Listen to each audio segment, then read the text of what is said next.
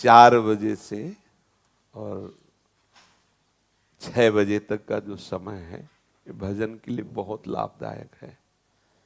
इस समय अगर कोई निद्रा में रहता है तो ब्रह्मचर्य से हीन और कई तरह की मानसिक बीमारियां और शारीरिक अस्वस्थता ये आगे चलकर उसे घेर लेगी।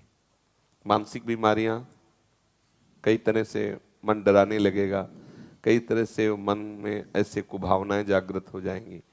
इसलिए हमारे ब्रह्म ऋषियों ने आज्ञा की है कि 4 बजे से तो उठ ही जाना चाहिए और 4 से 6 के बीच में, मान लो आप 4 से 5 के बीच में सो ही रहे हैं तो आप 5 से 6 के बीच में उठ जाइए। 4 से 6 के बीच के समय में आप उठ करके अपनी भागवतिक दिनचर्या करें। भागवतिक दिनचर्या में जैसे अपने लोग राधा वल्लभी हैं तो प्रातः काल उठ करके अपने गुरुजनों का, रसिकों का सुमिरन करें, गुरु मंत्र का जप करें, फिर स्नान आदि करके श्री जी की मंगला, श्री जी को सुंदर पद सुनाना आदि, या अगर उस समय ऐसी भावना है तो 2 घंटे बैठ करके जप करें। मंगल बेला होती है प्रातः कालीन, उस समय शयन तो कभी नहीं करना चाहिए, किसी को भी नहीं करना चाहिए। वो अपने लिए परमार्थ और स्वार्थ दोनों की हानि करने वाला है। 4 से 6 के बीच में।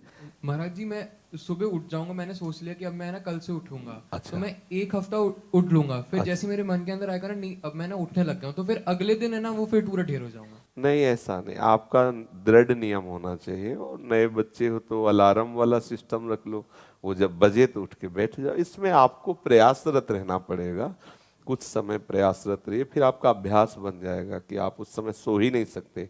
जैसे अभ्यास बन जाए ना तो आप सो ही नहीं सकते, मतलब सो ही नहीं आपका शरीर राजी ही नहीं होगा बिस्तर में लेटना, वो राजी ही नहीं होगा। तो इसलिए नियम बनाओ और नियम पूर्वक चलो।